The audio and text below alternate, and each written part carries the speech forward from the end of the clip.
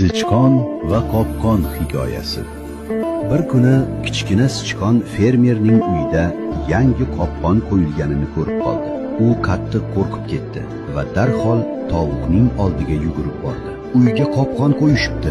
Hammamizga xavf tug'ildi. Tovuq esa beparvo javob berdi. Bu sening muammoing, sichqon. Menga buning hech qanday aloqasi yo'q. Sichqon keyin qo'yning oldiga bordi. Iltimos, yordam ber. Uyda qopqon bor. Qo'y bosh chayqab dedi. Senga achinaman, lekin bu mening tashvishim emas.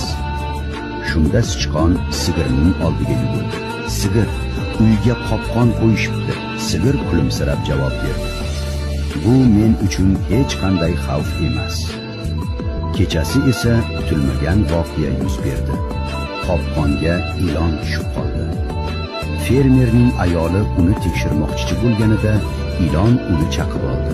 Ayol og'ir kasal bo'lib qoldi. Unga sho'rva pishirish uchun fermer tovuqni so'ydi. Kasallik uzoq davom etdi. Qarindosh urug'lar yordamga kela boshladi.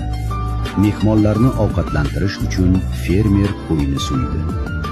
Ayol vafot etgach, dafn marosimi xarajatlarini qoplash uchun fermer sigirni sotishga majbur bo'ldi. Butun bu voqealarni esa sichqon devor tirqishidan jimgina kuzatib turardi. Birovning muammosi hech qachon faqat uning o'ziga tegishli bo'lmaydi.